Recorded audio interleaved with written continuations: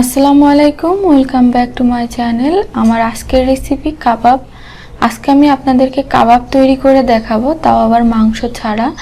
আর মাংস ছাড়া এই কাবাবটা যদি একবার এই রেসিপিটা দেখে তৈরি করে খান আর মাংস দিয়ে বানিয়ে খেতে ইচ্ছা করবে না। এই কাবাবটা এতটাই মজার। তাহলে চলুন কিভাবে তৈরি করতে হয় দেখে নিই। প্রথমেই চুলায় একটা পাত্র বসিয়ে তার ভিতরে আমি হাফ কাপ পরিমাণ মসুর ডাল নিয়ে নিচ্ছি। আর ডালটা আমি আগে থেকে খুব ভালোভাবে ধুয়ে পানি ঝরিয়ে নিয়েছি। তো ডালটাকে আমি এখন পাত্রে দিয়ে দিলাম। এখন এর ভিতরে আমি দিয়ে দিব আদা রসুন বাটা 1 চা চামচ পরিমাণ। তো আমি একসাথে করে দিয়ে দিলাম।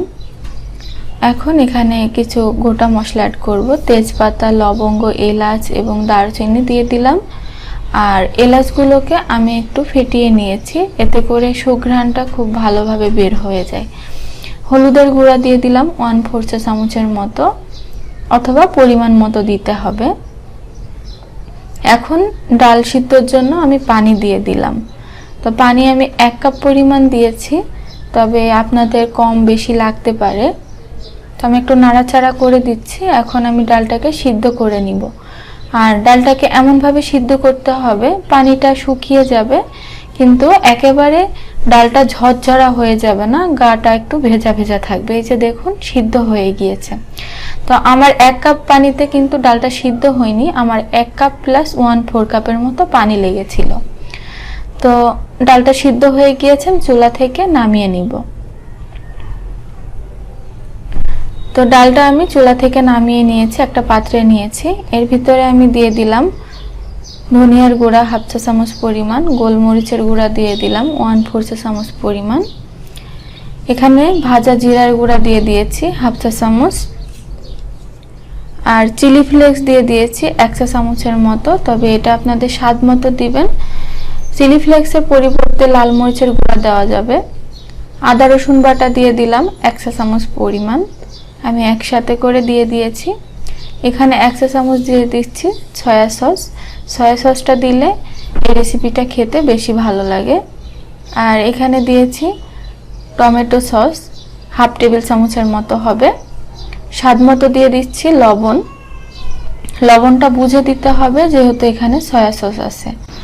আর এখানে আমি 1 কাপের মতো পেঁয়াজ কুচি, 3 টেবিল চামচের মতো ধনিয়া পাতা কুচি আর 3-4টার মতো কাঁচা মরিচ কুচি নিয়েছি, সেগুলো এখানে দিয়ে দিলাম। তবে ঝালটা আপনাদের স্বাদ মতো দিবেন। আর এর ভিতরে দিয়ে দিচ্ছি একটা ডিম ভেঙে। তো ডিমটা যদি একটু ছোট সাইজের হয় তাহলে বেশি ভালো হয়, বড় সাইজের হলেও সমস্যা নেই। আর এখানে আমি দিয়ে দিলাম 1 কাপের মতো হবে টোস্ট বিস্কিটের গুঁড়া। চাইলে আপনারা এখানে ব্রেড ক্রাম্বস দিতে পারেন, তো আমার কাছে টোস্ট বিস্কিটের গুঁড়া দিলে খেতে ভালো লাগে।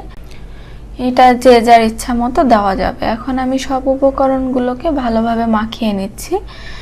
যদি বড় ডিম হয় বা যদি মনে হয় যে মাখানোর পরেও নরম নরম লাগছে, শেপটা ঠিকঠাক আসছে না, সেক্ষেত্রে একটু ব্রেড ক্রাম্বস দিয়ে নিলেই হবে। তো আমি এখানে যে পরিমাণ দিয়েছি আমার বাইন্ডিংটা ঠিকঠাকই মনে হচ্ছে। খুব ভালোভাবে দেখছেন আমি মাখিয়ে নিচ্ছি। আর এইভাবে কাবাবটা তৈরি করলে খেতে ভীষণ ভালো লাগে।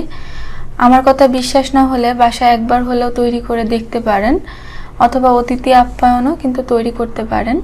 তো মাখানো শেষে আমি এখন শেপ দিয়ে নিব, কাবাবের শেপ। তো কিছুটা মিশ্রণ নিয়ে আমি গোল গোল করে নিচ্ছি। এখন 2 হাতের তালুতে নিয়ে আমি শেপ দিয়ে নিচ্ছি। আপনারা চাইলে এই পর্যায়ে কিন্তু সংরক্ষণ করে রাখতে পারেন ডিপ ফ্রিজে, যে কোনো এয়ারটাইট বক্সে করে। তো এখন আমি চুলায় চলে এসেছি। চুলায় আমি পরিমাণ মতো তেল গরম করে নিয়েছি। আর এর ভিতরে একে একে আমি কাবাবগুলোকে ছেড়ে দিচ্ছি।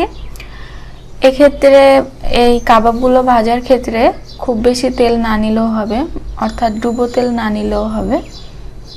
কম তেলেই কিন্তু কাবাবগুলো ভেজে নেওয়া যায়। তো একটু সময় নিয়ে ভাজলেই ভালো, তাহলে খেতে বেশি ভালো লাগবে।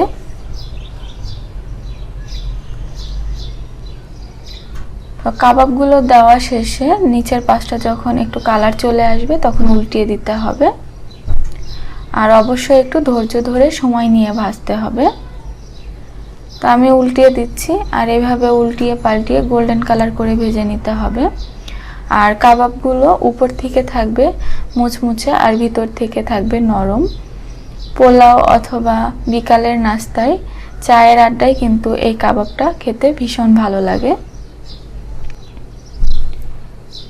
আর এই কাবাবটা তৈরি করলে বোঝাই যায় না যে এটা মাংস দিয়ে করা নাকি মাংস ছাড়া করা। তো হয়ে গিয়েছে, আমি তেল ছাড়িয়ে উঠিয়ে নিচ্ছি। দেখুন, দেখেই কতটা লোভনীয় মনে হচ্ছে কাবাবগুলোকে। তো আমার আজকের রেসিপিটা আপনাদের কাছে কেমন লাগলো কমেন্ট করে জানাবেন। ভিডিও ভালো লাগলে লাইক দিয়ে দিবেন। আর রেসিপি সম্বন্ধে কোনো কিছু জানার থাকলে কমেন্ট বক্সে কমেন্ট করে জানাবেন, আমি রিপ্লাই দেওয়ার চেষ্টা করব। আজকে আমি এখানেই বিদায় নিচ্ছি। সবাই ভালো থাকবেন, সুস্থ থাকবেন। আল্লাহ হাফেজ।